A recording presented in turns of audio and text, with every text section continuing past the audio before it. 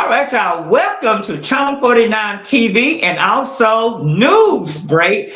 And both of these, I'm gonna call it young people on the show, educator, community activists, community leader is no stranger to me interviewing them. We got Mr. Cheryl Floyd Turner from Fort Worth, Texas, who is with us. She's a community activist, an educator, and she does a lot.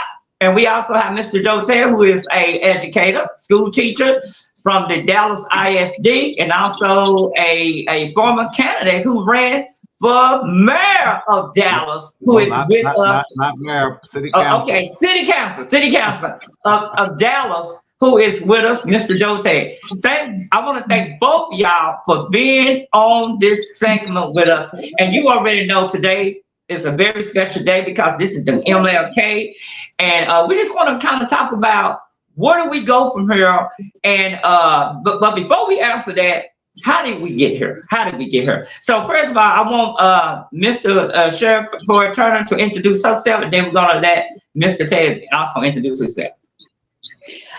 Hello. Thank you so much, Donnie, for being who you are in our community and Channel 49.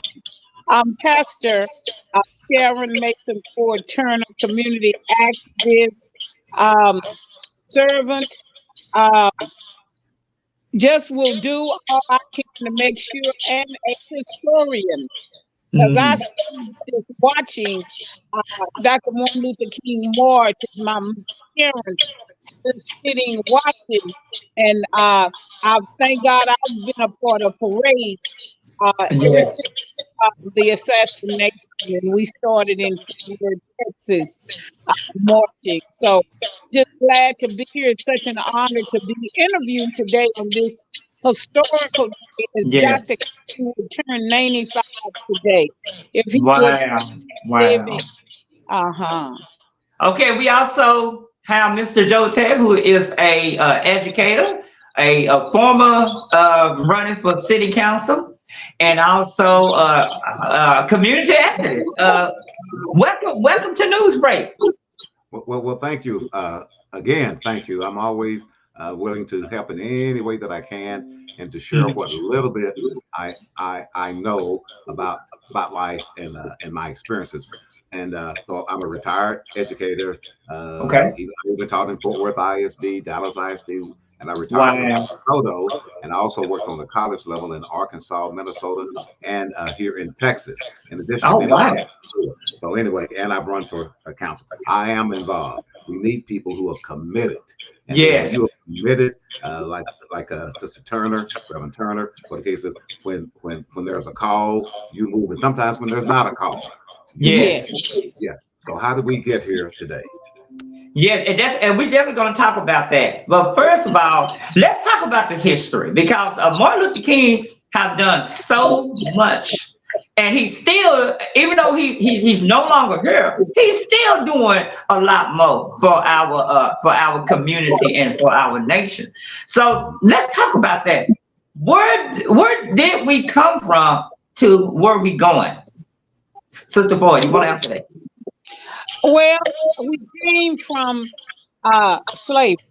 We go back to our history, and those like Fannie Mae Hammer and the others, Nat Turner said, no, this is not right. No one should be owned by anyone and abused and mistreated and sold and divided, because first of all, Dr.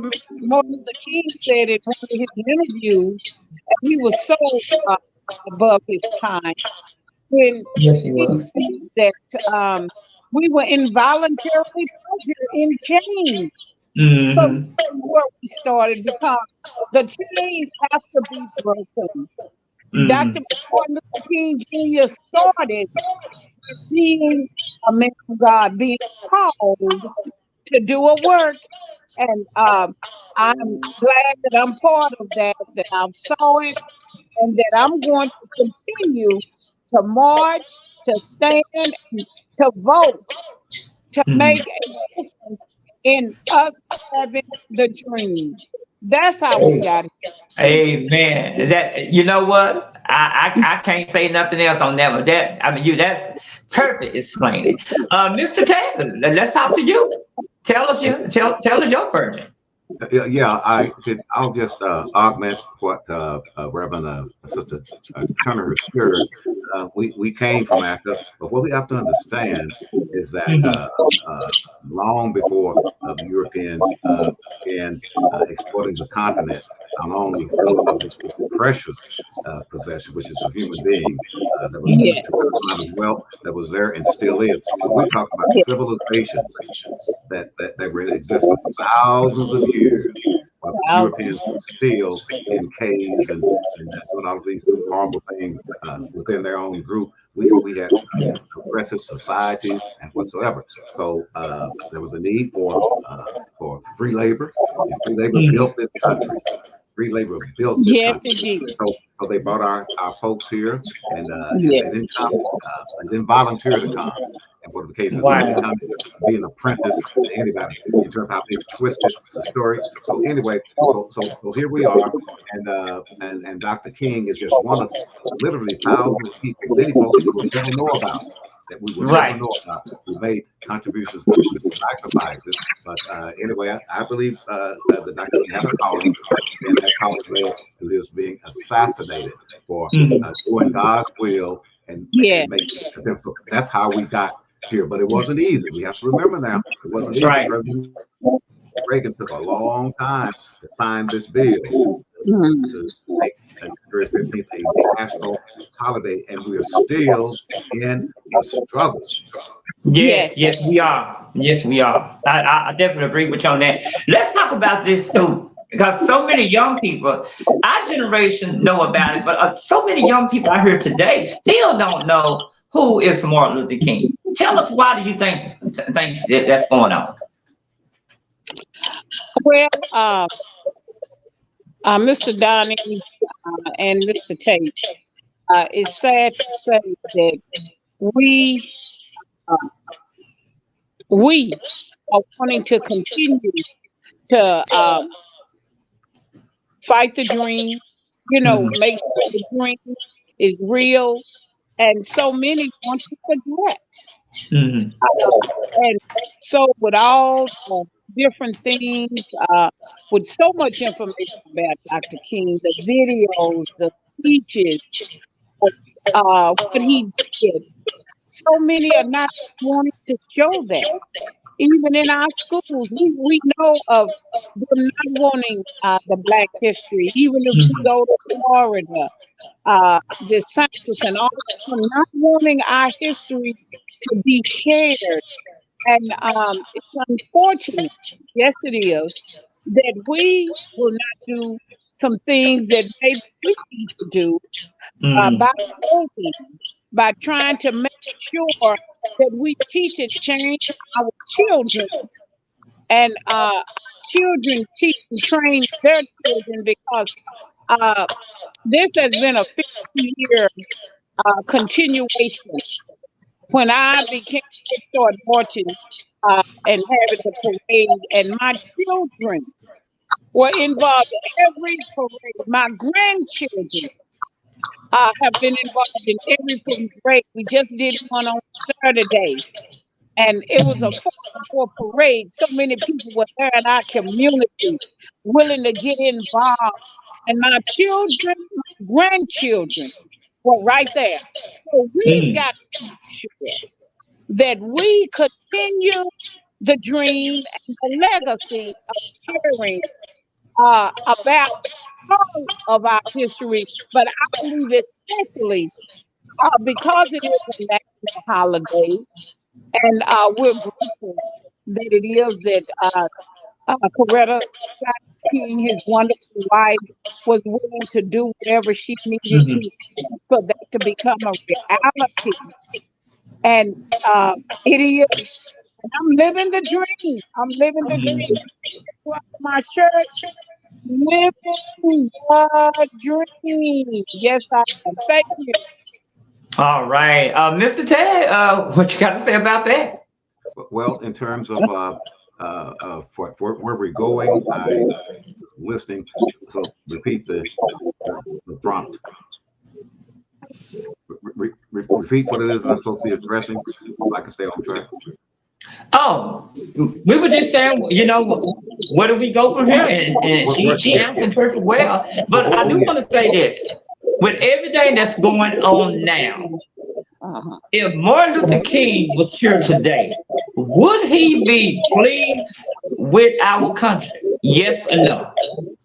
My answer to that is no. Not only would Tell us why. he definitely not be pleased with what is going on in the African American community, but he definitely would not be pleased with what is going on in this country, because he was about more than just the civil rights movement. It was once he stepped outside of that and started focusing on the injustice for the Vietnam War and other areas, then he really rather the powers that be led to his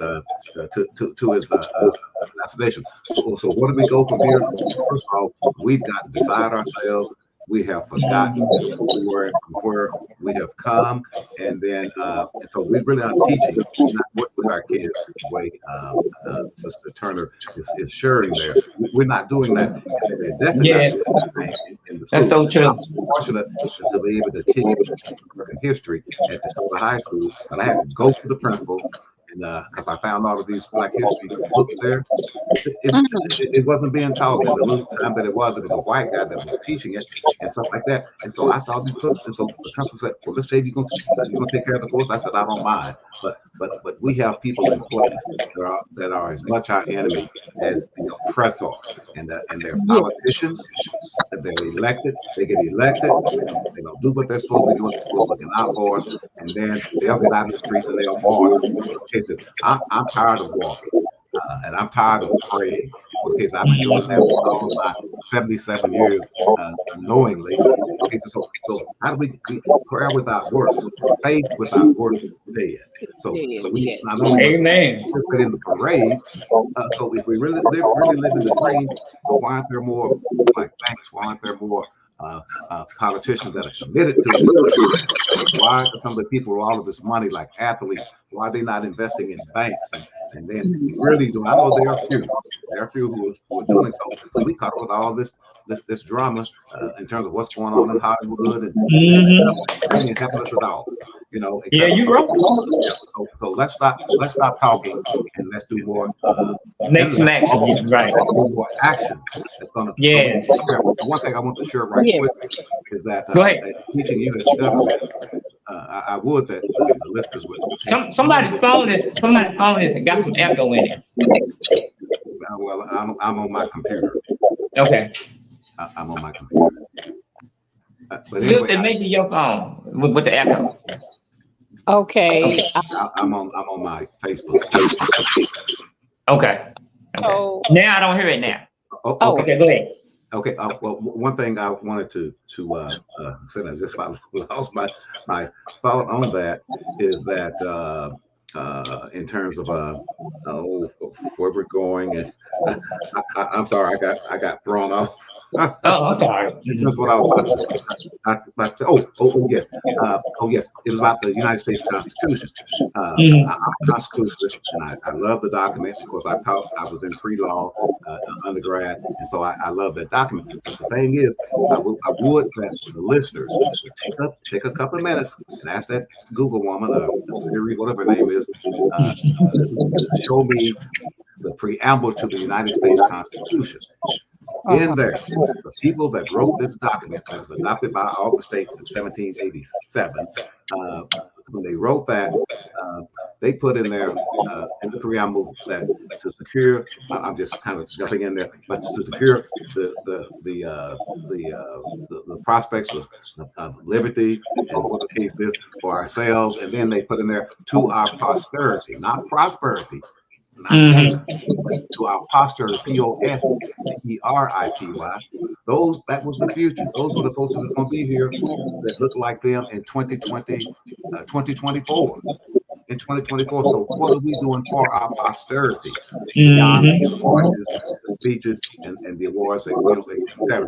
That becomes very important. One thing I wish we would stop doing is fighting amongst ourselves as far as Black men and Black women. I put a piece in my book 25 or 30 years ago when I wrote it, it was called Jemima.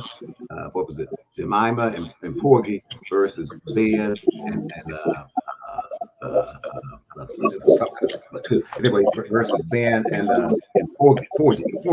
Well, that was about the conflict between men and women. We're not respecting our women enough. So again, we're our own worst problem as we try to work on that. And I want people to again go to and read the piece by Willie Lynch. And people say, "Oh, well, it's not. Oh, it doesn't matter." Somebody knew a lot about us, so they could write that. And we did right there where he's saying, "So you do what I tell you to do. You can control the enslaved people or the nigger or whatever the case is for 1,000 years." He said thousands of years if you do what I say. So that's what we're faced with here today. Let's go into closing remark. In closing remark, what would you like to say, Sister Ford? We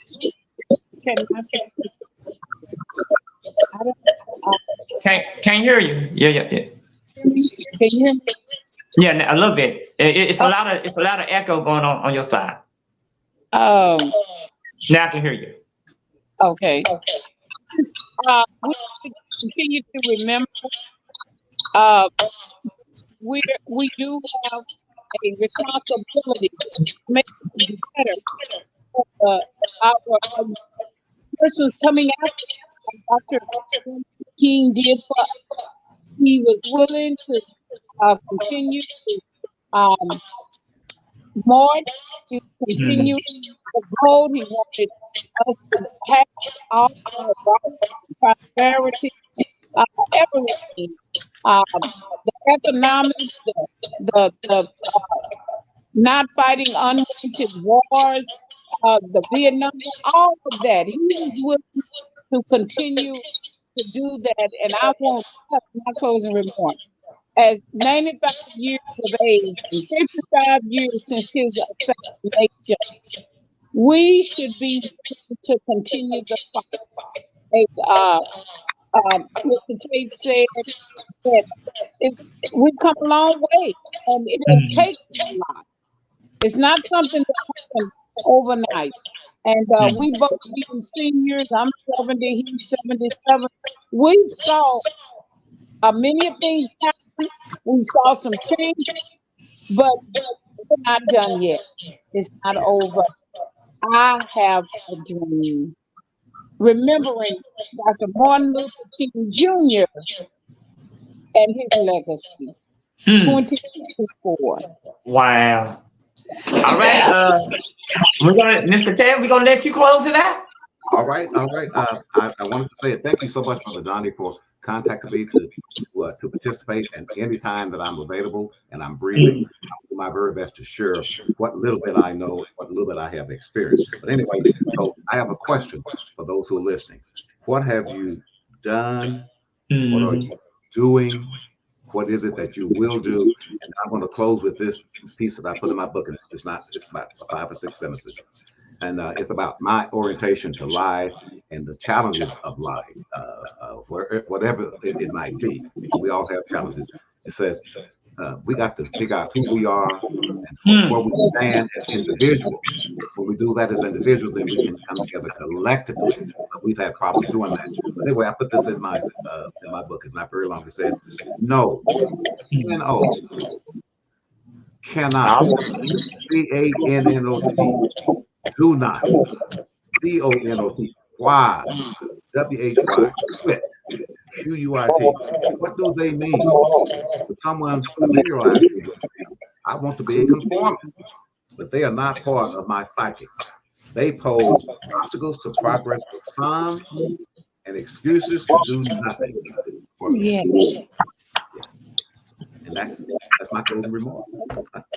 All right, y'all. We want to thank y'all for tuning in to us right here on Channel 49, also YouTube, and also a little bit of this on Channel 49 News Break. When it comes down to what's going on in the community, Channel 49 News Break is there with you right here. Have a good night. Thank you. Thank you. Good night.